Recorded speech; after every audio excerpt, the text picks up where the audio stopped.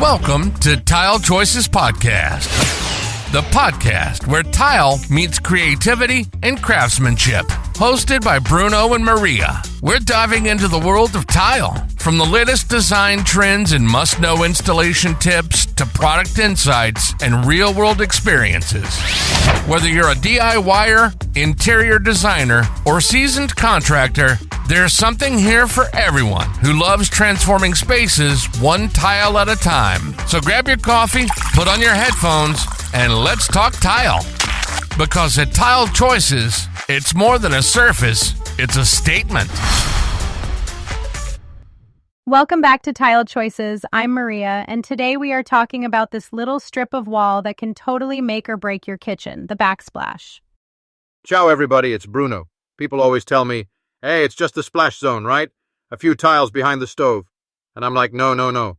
This is the face of your kitchen, not just a bib for the wall.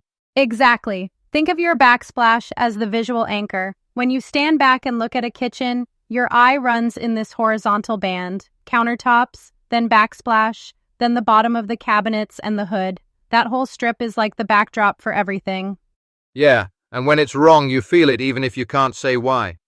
I was on a job last month. They had white shaker cabinets, a very dramatic black and white veined countertop, like really strong, and then they put a tiny multicolor mosaic on the wall. Oh no. It was like the counter was screaming, and the backsplash was screaming back. You end up with chaos. Picture that. White cabinets, wild countertop, then little blue, green, gray squares behind the stove. Nothing is resting. And then you add a toaster, a coffee maker, olive oil bottles. Your brain is exhausted. And then we see the opposite mistake too. No backsplash at all in a real cooking kitchen. Just painted drywall behind the range. Yeah, designers we work with are pretty clear. Skipping a backsplash is almost never worth it. Even with a sealed wall, everyday things like tomato sauce, oil, lemon juice, they leave marks. You might love that super minimal look, but the wall takes a beating fast. I removed one recently. The paint behind the stove was like a crime scene. Grease shadows, little splatters everywhere. They were trying to scrub it for years instead of just putting in proper tile once.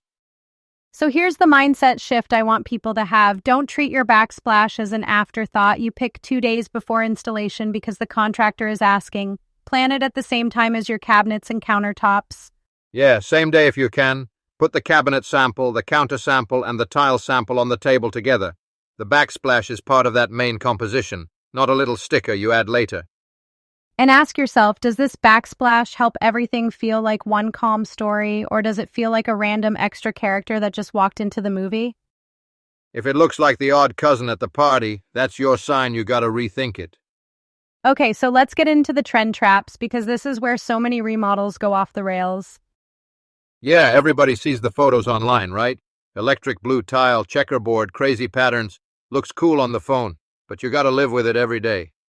Designers we talk to keep saying the same thing. Going all in on one loud trend on the backsplash is risky because it's not easy or cheap to change. One example I saw, dark green cabinets, super veiny stone counter, and then a big black and white checkerboard backsplash. Oof! It photographed great, but in real life it was visually exhausting. Checkerboard is classic for a floor, but behind your stove, right at eye level, it's a lot. One designer said she really hopes people still love it 8 years from now because swapping it out is a whole project. Same with mirrored or super shiny backsplashes. Maybe you see a bar with mirror tile and think, ah, Bella, I want that. But in a kitchen, you see every fingerprint, every splash of pasta water, every under-cabinet light reflection. And then there are the tiny, super busy mosaics in wild colors. Imagine navy cabinets, big, bold marble-look quartz with heavy gray veining, and then a strip of tiny teal and silver glass tiles as the backsplash. The counter is shouting, the cabinets are shouting, the tile is shouting, nobody's listening. Yeah, and here's the thing. The louder and more specific the look, the faster it feels dated. It's not that these things are ugly, it's that they tie your kitchen to a very specific moment in time.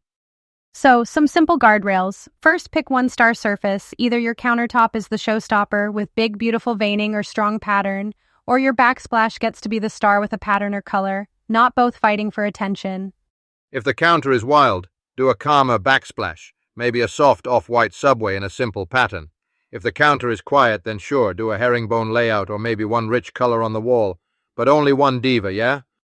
Second guardrail, watch your undertones. If your counter has warm creamy veining and your cabinets lean warm white, don't slap a cool icy gray tile in between. Lay them all together and make sure they share the same warmth or coolness.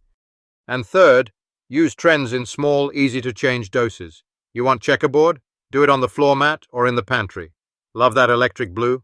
Maybe paint an island or add bar stools, not the whole backsplash wall.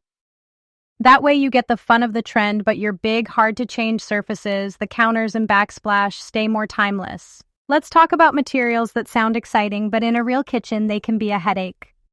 Yeah, this is the not-so-sexy part, but it's important. Some designers we work with are very clear. They avoid cement tile and limestone on backsplashes because they're so porous. Porous basically means they drink everything in. So if you've got a cement tile behind your stove and you're sautéing tomato sauce, oil, wine, that tile is absorbing little splatters. One designer said she did cement once on a backsplash and it was constantly dirty. She would never do it again. You can seal it, but even then, in a messy cooking zone, it's a lot of work to keep it looking nice. Same story with some unsealed or badly sealed stones. Grease and wine can stain fast. On the other end, you've got highly reflective glass mosaics or mirrored backsplashes. Designers warn about those too. They show every spot and they bounce all your under cabinet lights and appliance reflections right back at you. It can feel harsh and honestly a bit dated now. And then peel and stick. Everybody loves it on social media. I get why. It's cheap, quick, looks okay on day one. But in a real kitchen with steam and heat, the edges start curling, joints open up, and sometimes when you pull it off, it takes pieces of the wall with it. Plus, it's very flat. It doesn't have the depth or variation you get with real ceramic or stone, so you almost always can tell it's fake up close. Designers will sometimes say it's fine as a temporary test, like to see if you like a color, but not as a long-term solution. So what works better? Ceramic or porcelain tile is the workhorse. It's durable, easy to wipe, doesn't absorb much. That's why we install it all day long. If you love natural stone, designers suggest honed finishes, not super glossy mirror polished stone. Honed marble, for example, will patina, so you have to be okay with a bit of aging, but it's usually a bit more forgiving in how it looks over time. And sealing is key with stone. Some of the designers we talk with really emphasize that. If it's porous, you seal it and keep up with that maintenance, especially behind the cooktop. Another smart option is running your countertop material up the wall as a slab backsplash. Fewer grout lines, super clean look, very cohesive. Just make sure, again, you understand how that material handles splashes and if it needs sealing. And don't forget finish. Glossy tile reflects light and wipes down easily, great behind a stove. Matte is softer, hides fingerprints, but the texture can hold a bit more grease. Those handmade wavy tiles? Beautiful, but you gotta be ready to get in the little dips when you clean. So think about how you really cook. If you're making red sauce every Sunday, prioritize cleanability over the most delicate, high-maintenance surface. Okay, next big way people accidentally ruin a good kitchen: tile size and scale. Yeah, people think, a tile is a tile, right? But if the size is off for the space, it looks, I'm gonna say it, cheap, even if the tile is expensive. Designers talk a lot about this. One common mistake is tiny mosaics with already busy countertops. Picture this: strong brown and gold granite with a lot of movement, medium-tone wood cabinets, and then a full wall of tiny 1x1 glass mosaics in 5 different colors. Your eye just sees a wall of tiny grout lines plus all the movement in the stone. It's too much. The flip side is putting huge tiles in a tight galley kitchen. Say you've got a little 8-foot run of counter and you use a massive large format tile. You end up with awkward cuts, little slivers at the ends, and it feels heavy and out of scale. So some simple rules of thumb. For smaller kitchens, like a galley or a little L shape, go with classic sizes. 3x6 subway, 2x8, 2x10. They're flexible, they cut nicely around outlets, and they don't overwhelm the wall. In those small spaces, I'd avoid a full wall of tiny mosaics unless everything else is super calm, plain white counters, very simple cabinets, otherwise it gets hotel bathroom really fast. For larger or open kitchens, you can scale up. 3x6 still works, but you can also do 3x12, 4x8, 4x12, or even bigger, and it starts to feel more modern and calm because you have fewer grout lines. If you have a big island and a long back wall, a larger rectangle stacked neatly can look really elegant. Or a slab backsplash with no tile joints at all if the budget allows. And it's not just size, it's layout. Classic horizontal brick pattern feels familiar, relaxed. A vertical stack can make your ceiling feel taller, especially if you run the tile all the way up behind the hood. Yeah, so imagine a small kitchen with low ceilings. If you take a 2x8 tile and run it in a vertical stack from counter to cabinet, it pulls the eye up and makes the wall feel taller. Same tile, different feeling. Herringbone is another one designers like, but it's best when the rest of the elements are simple. Do a soft off-white herringbone with a quiet countertop, and it adds interest without screaming. I always tell clients, use layout to change the mood before you jump to wild colors or patterns. A calm tile in an interesting pattern often looks more expensive than a busy, cheap mosaic. We cannot end a Backsplash episode without talking about grout because grout is where so many people regret their choice. Yeah, grout is the thing you don't think about, and then you see it every single day. Designers we work with are very clear on one point. Pure white grout in a cooking zone is asking for trouble. Exactly. One designer said, I never do white grout in a kitchen. She goes for off-white, warm gray, or something close to the tile. Another one said, if you have white tile, try a taupe grout instead of bright white because food splatter happens. When you use very light grout behind a stove, it starts beautiful, and then slowly it goes yellow, beige, sometimes a little orange near the range. You can clean and seal, but it's work. The other side of the spectrum is super dark, high-contrast grout that turns your backsplash into a big grid.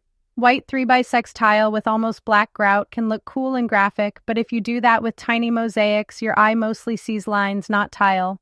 Yeah, especially with lots of small pieces, dark grout equals busy. And if the rest of the kitchen already has a lot going on, that pattern in the joints is just more noise. So think of grout color like this. Tone on tone, where grout is close to the tile, gives you a seamless, calm look and usually feels more classic. High contrast makes the pattern pop and feels more modern or industrial, but it's visually stronger and can date faster. And line width matters too. Thinner grout joints mean less to clean and a smoother look. Wider joints can feel more rustic, but you're also giving grease and dust a bigger target. Designers also mention using fewer or tighter grout lines in heavy use areas to cut down on grime buildup, so bigger tiles or slab where you cook the most, then maybe smaller decorative tile in a low splash area. Before you buy anything, do this little checklist. Step 1. Get samples. A piece of your countertop, a couple of tiles you're considering, and the little grout color sticks or swatches. Step 2. Bring them home. Don't choose in the store under those crazy lights. Lay everything out in your actual kitchen, next to your cabinets, with your real daylight and your evening lighting. Step 3. Ask 2 questions. 1. Will I still like this combo in 10 years? Not, is this trending this year? 2. Do I honestly want to clean this? If you hate cleaning, maybe skip the bright white grout or the super textured tile right behind the stove.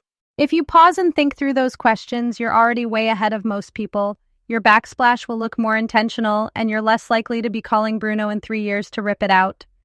Hey, I don't mind the work, but I'd rather you get it right the first time. Same. All right, we're going to wrap it here. If you're in the middle of a remodel and you're stuck between 3 tiles and 4 grout colors, send us a photo and your questions. We might break it down in a future episode. Yeah, we love seeing the real kitchens, not just the magazine ones. Maria, grazie, this was fun. Grazie a te, Bruno, and thanks to all of you for listening. Until next time, plan together, sample at home, and we'll help you choose the right tile. Thanks for tuning in to Tile Choices Podcast, your go-to podcast for everything tile. If you enjoyed today's episode, be sure to subscribe, leave us a review, and share it with your fellow tile lovers. Got questions or a topic you'd like Bruno and Maria to cover? Visit us at tilechoices.com or connect with us on social media. Until next time, keep designing, keep dreaming, and remember, great spaces start from the ground up, one tile at a time.